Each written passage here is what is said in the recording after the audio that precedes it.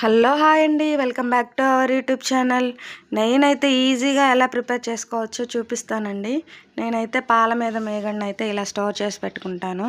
ఇలా స్టోర్ చేసి పెట్టుకొని అయితే మనకి అప్పటికప్పుడు కావాలంటే ఇలా ప్రిపేర్ చేసేసుకోవచ్చండి. ముందుగా స్టవ్ వెలిగించుకొని కడాయి పెట్టుకొని ఆ మేగడని అంతా అయితే వేసేయాలి. వేసేసి బాగా మరగనివ్వాలి. ఇలా మరిగనిచ్చాక ఇలా పాలలాగా అయితే ఫామ్ అవుతుంది. ఇలా ఫామ్ అయ్యాకైతే బాగా ఇలా కలుపుతూనే ఉండాలి, లేకపోతే అడుగంటుతుంది. ఇదైతే ఒక 5-6 రోజుల మేగడని అయితే ఇలా ప్రిపేర్ చేసుకోవాలండి. ఒక మంత్ అయితే ఇలా ప్రిపేర్ చేసుకొని అయితే అస్సలు కుదరదు.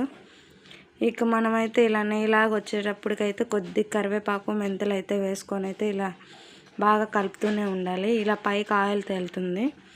ఇంకా దీన్ని అయితే మనం ఒక బౌల్లో వేసేసుకోవడమే. కాగుతుంటేనే స్మెల్ అయితే చాలా అంటే చాలా బాగా వస్తుంది.